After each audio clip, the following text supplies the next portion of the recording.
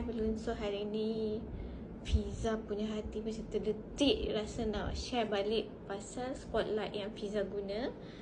Yang korang selalu tanya tu spotlight apa. So boleh check bag kuning. Inilah spotlight dia. Spotlight ni sangat murah, sangat ringan, sangat berbaloi beli. Fiza beli yang 3 meter punya, wire dia panjang 3 meter lah. Macam mana Fiza boleh lekat dekat atas panel? Boleh jadi panel kayu atau foam board Fiza.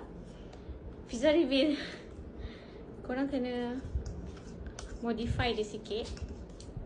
Macam Fiza guna sorry, Fiza guna paper clip.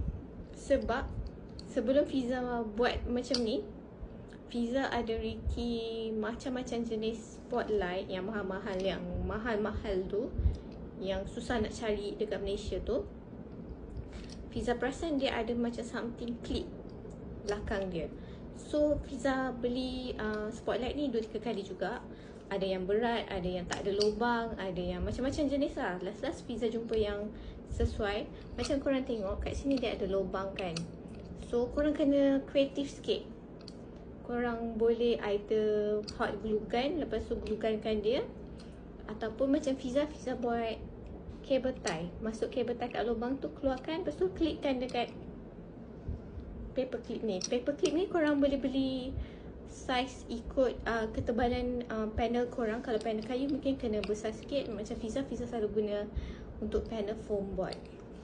So dia boleh macam ni kan, dia letak kan. Korang boleh tundukkan, korang boleh tinggikan. Yang ni Fiza beli yang mode 3 color. Color pertama on off, color kedua on off 2 kali, color ketiga on off 3 kali. Macam tu. You should buy this one. Dia akan menaikkan lagi seri decoration korang.